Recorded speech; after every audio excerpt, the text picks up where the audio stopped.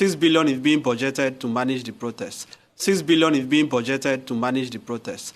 6 billion is being budgeted to manage the protests. 6 billion being budgeted to manage protests in Nigeria. Hey, what Tinubu cannot do. 6 billion naira is being budgeted to manage this protest. And they tell us they don't have money. 6 billion. How much is left from them giving us a quality hospital with this money? The Nigerian government has excess money.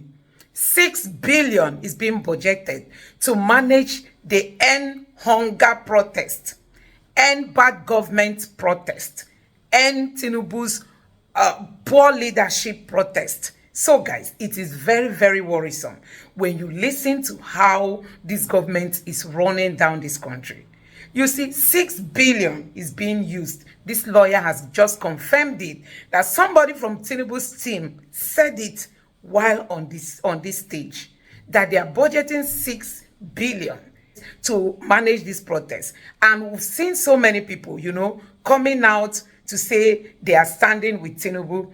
This is the money they are using to pay. So we've been hearing the story that this government has been paying people to come out and say they don't want to be part of this protest. So you can just see it being confirmed. They've budgeted 6 billion. Tinubu's government budget 6 billion to manage end bad government in Nigeria protests. So guys, it is worrisome. I'm just going to let you take your time and watch this video. Just listen to the ideas and the thoughts of Barrister Effiong. He has said it the way it is, without fear nor favor. Take a look. Security agencies in Nigeria say they would not condone anarchy in the guise of a nationwide protest. The agencies say intelligence reports show that the reasons are political and is capable of destabilizing the nation. It is less than 1 week before the planned nationwide protest fixed for August 1, 2024. While some citizens have vowed to exercise their constitutional rights to show their grievances over increased hardship in the country through protest, security agencies are warning citizens to be cautious. The Department of State Services says it has uncovered the sponsors and funders of the protest, even as it claims that the protest is politically motivated. Similarly, the Nigeria police have appealed to the organizers of the planned protest to shelve the idea, as it might be hijacked by miscreants, bandits and kidnappers, thereby thwarting the original intention of the protesters. Rhetorical question. So I want to respond. Because Tinubu himself knows that he's governing the country badly, in fact, terribly. I will not be surprised if you conduct a census in the president's family. 90% will agree that he has misgoverned the country. We have a situation where we were told that here is a master strategist, a man who had said it was his turn, a man who had told Nigerians that he was going to hit the ground running, a man who had made promises that immediately assumes office, he will change the fate of the country for the better. What did we see? Immediately he came in, he started by appointing an embarrassing cabinet of about 49 ministers, unprecedented in the history of this country, and he did that knowing the economic situation of the country. And the individuals that he appointed, the man we were told was good at finding talents, were not people that are very inspiring, were not people that are really charismatic. And that is why we see the economy, we see the country being governed the way it is. So, is the president governing the country badly? The answer is yes. Is it in terms of the educational sector? What have they really done? The economy, everybody agrees that the economy is terrible. Security, people are being killed. Institutional reforms, I haven't seen any indication that this president has interest in reforming our institutions, save for certain symbolic measures like local government reform and so on that we have seen. Other than that, I don't really see anything that we can credit this president for in the last 1 year. So, really, Nigerians have a legitimate reason to protest, and I think it would be unfair to say that people are just trying to protest for the fun of it. The president himself, as I said, knows that things are bad, and if he doesn't know, then he's living in an alternate universe, and that would be really regrettable. All right. I guess I'll ask Dr. Osaji this question. Since you're speaking on security, I believe that we've read reports that 6 billion naira has been released for, protecting through the police and security agencies. We've also heard that, 4,200 police officers have been deployed for this whole process. I'd love your thoughts in terms of security. What would you advise the federal government to do at this point?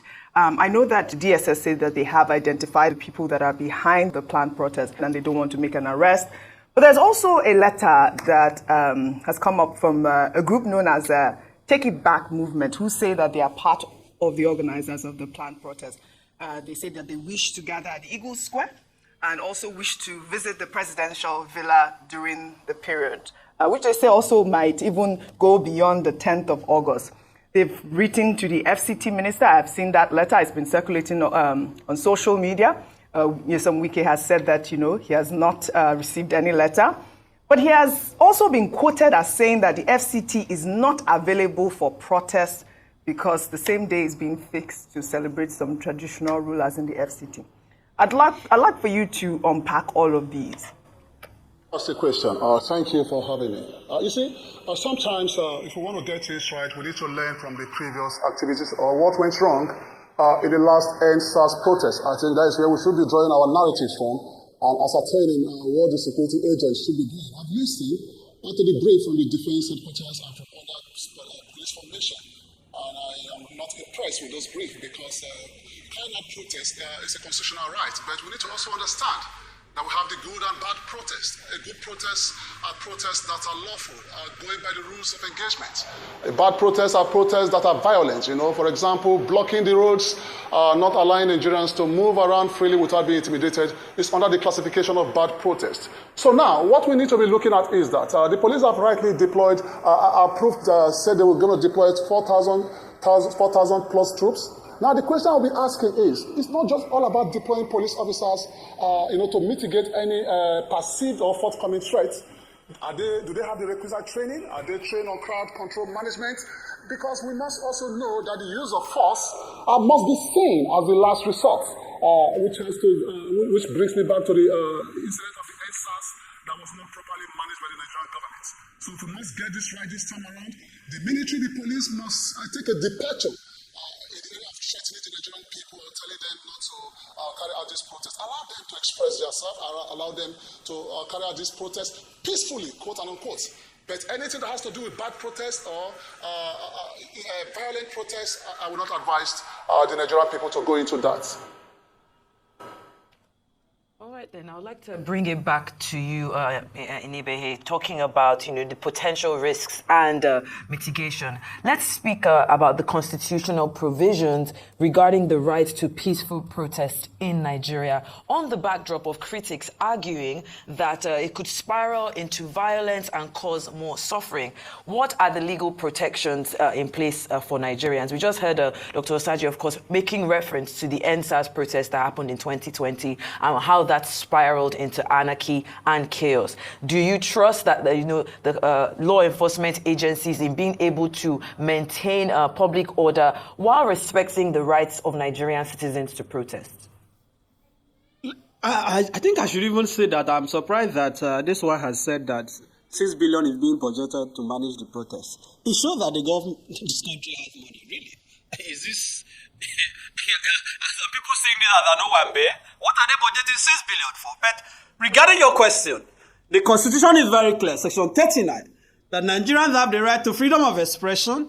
Section 40 guarantees the constitutional right to association and peaceful assembly. This right is not absolute because under Section 45, there are derogations to this right. For example, for the protection of public order, peace and safety and so on, the right to assemble may be curtailed where there is violence or riot. My concern is that the government is the one that is fueling the perception that this protest is going to be violent. I'm very active on social media. I haven't seen any indication that any person or group of persons are planning to unleash anarchy in the country. And let us even ask the question, how come that it is only when people are protesting against government or people want to carry out rallies against government that people will suddenly create this imaginary intelligence report that hoodlums, miscreants are going to unleash violence? We saw Asari Dokubo leading protests in support of Tinubu during the tribunal. Asari Dokubo, The SSS did not gather any intelligence that hoodlums will hijack it. As a matter of fact, I have also seen groups planning to hold counter rallies and protests in support of the government. The police have not said anything about it. So this impression that some people are planning to burn the country is just fiction. They keep making reference to NSAS, and I choose to characterize this as fraudulent historians. It is fraudulent history to say that the NSAS protest was a violent and anarchy. The truth of the matter is that the crisis we saw, the violence we saw during the NSAS, took place after Nigerians were killed. That was what triggered the violence. Even Kenya that they are talking about, until the police opened fire on protesters at the parliament in Kenya, the protest was entirely peaceful. So the question is, are they planning to unleash mayhem on the country? Are they planning to kill Nigerians to instigate violence? That should not be the approach. If the government is serious, they should understand that people have the right to protest and stop giving us fake intelligence. The IG says he wants the name of the protesters, he wants to know the routes, he wants to know the founders. The SSS on the other hand says, no, we know those who are sponsoring it. So which one should we go for? This clearly shows that they are not serious. You cannot in one breath say, you know that foreign mercenaries that they want planning the protest, you have uncovered those behind it. At the same time, you are still asking for the identities of those who are behind the protest. Let the Inspector General of Police, let the SSS and the army.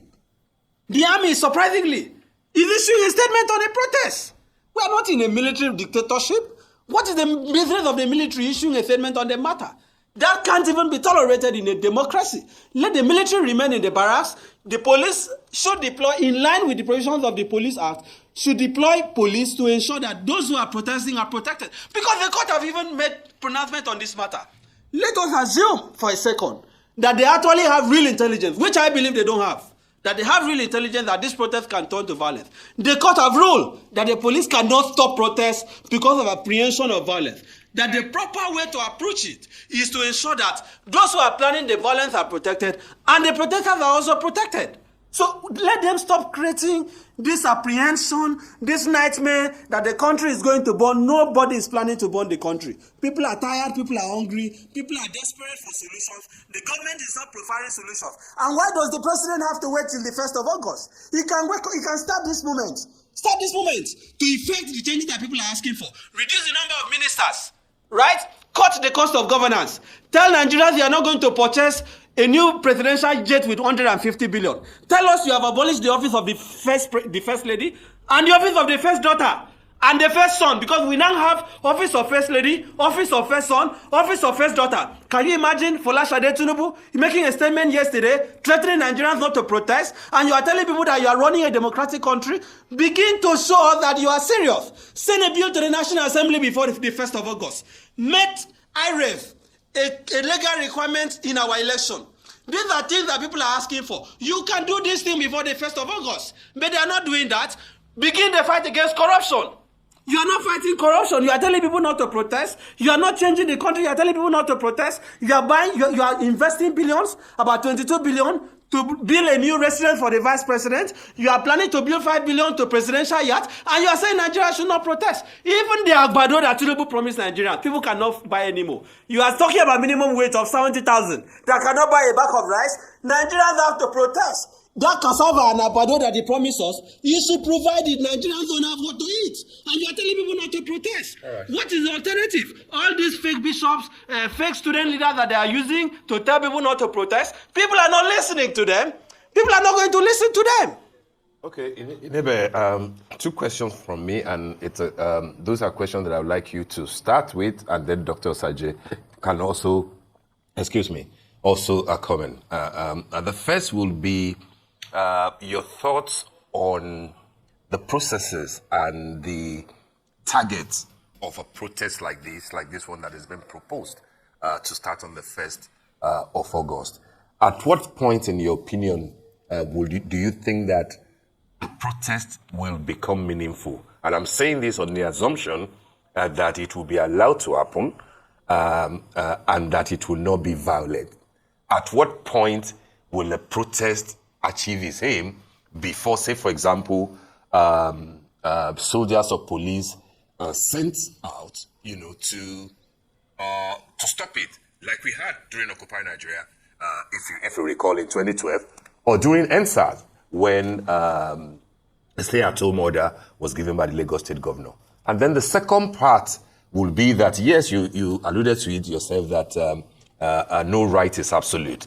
So when protesters go on with their protest, but then block the roads, denying other citizens allowance to move about freely for their job, at what point would other citizens say, no, you are not allowed to do this? And what are the options before police or the military step in? What are the options for the citizens who may not agree with protests but want to go about their lawful undertakings? What options will be available to them to say, no, you can't continue with this. You can't stop me from moving to my office or from moving about. Inebe first, and then Dr. Sajay can comment. Regarding your first question, I think the protest will be productive, will be seen to have yielded results depending on, whether the president is serious or not. My happiness is that Tinubu doesn't have ear problems like the former president. So I'm hoping that he will listen to what people are saying.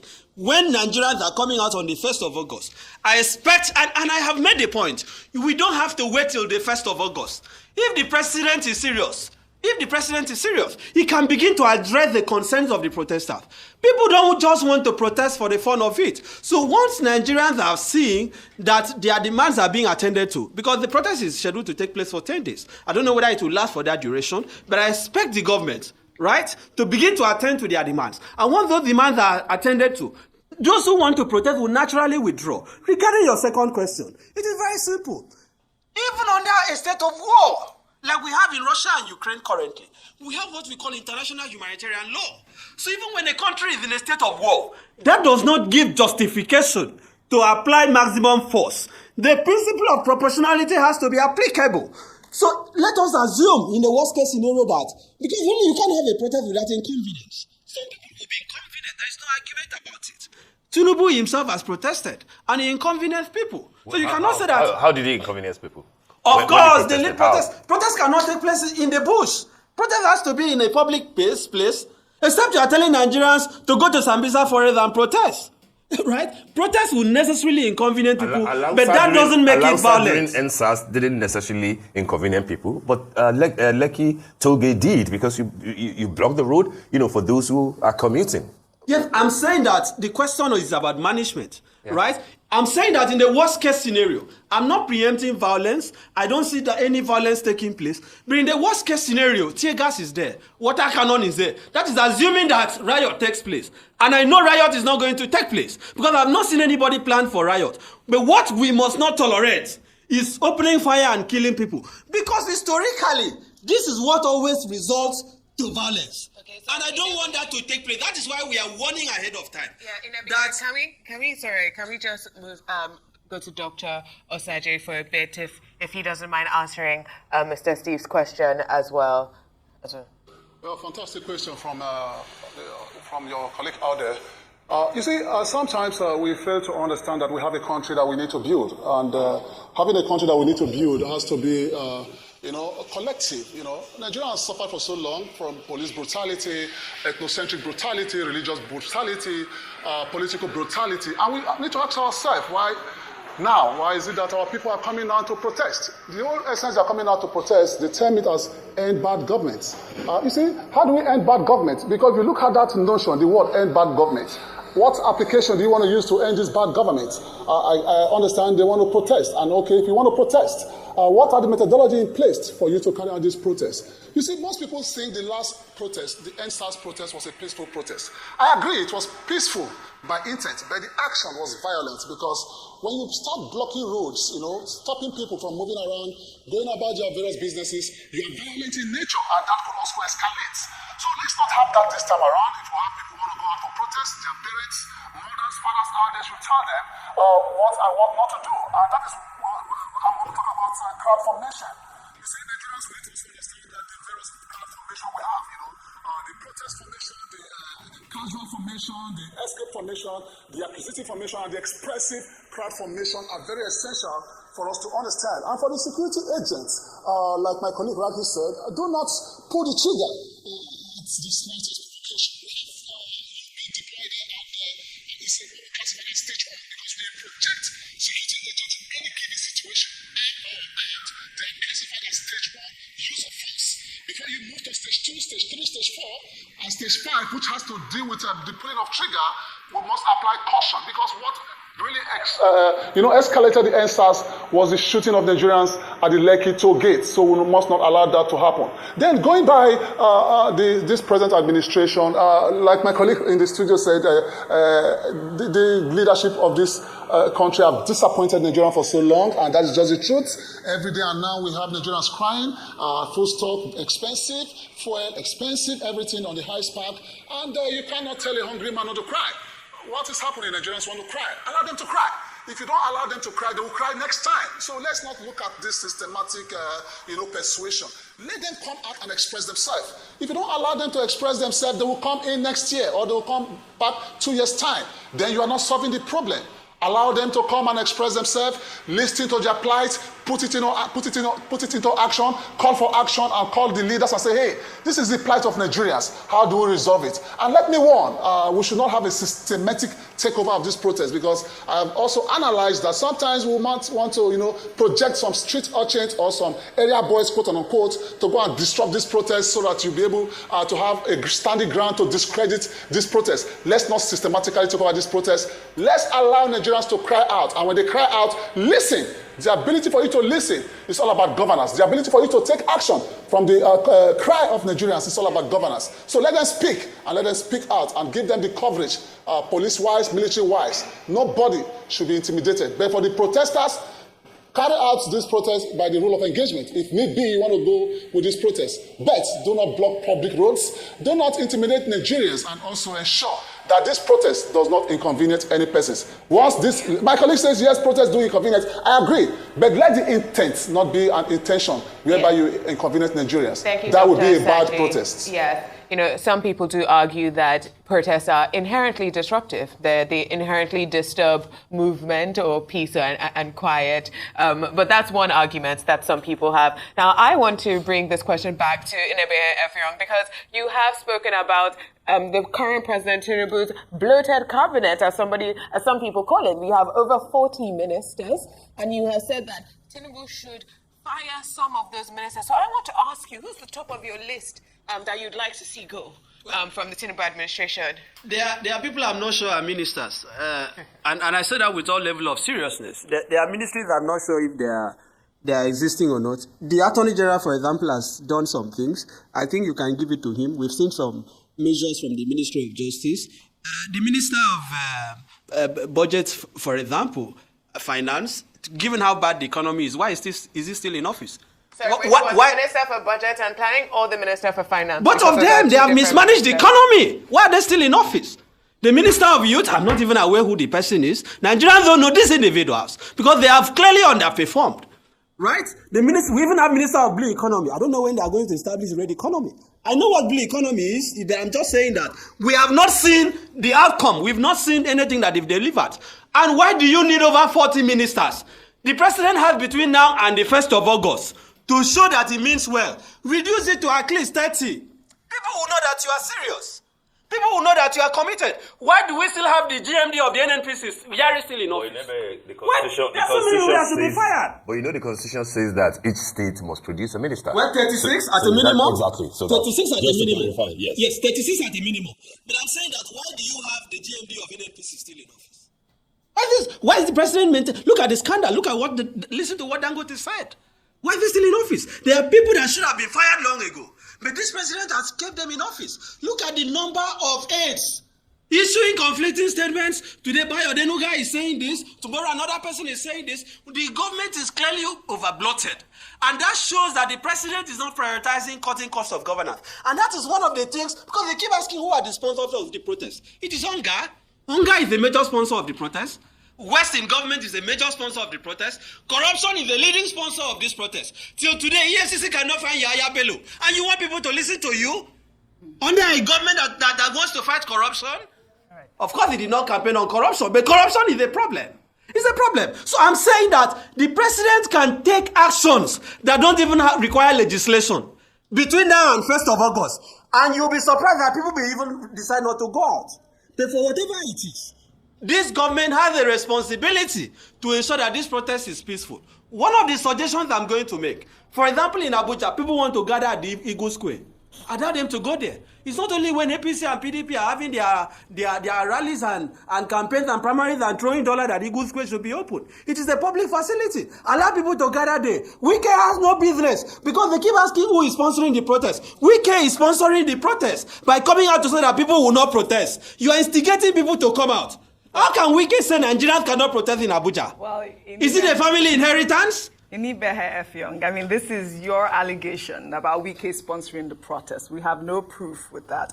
But, you know, you asked the question, who is the Minister of Youth? And I'll tell you, her name is Dr.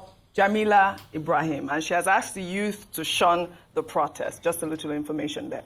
But, you know, earlier you said that the government is the one fueling the protest, like you've just said as well, you know, accusing Wike, saying that, you know, the process will be hijacked. But the United Nations Department of Safety and Security have also expressed worries that the protest could be hijacked by groups with ulterior motives. But I would like for us in Inibehe Effiong to talk about why the youths want to go out to protest. They say it is to end bad governance because governance has failed.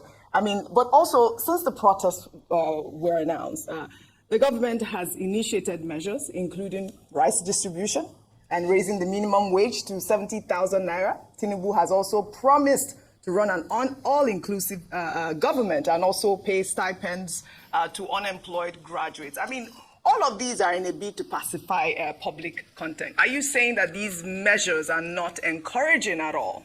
Those are just tokenism, mediocrity.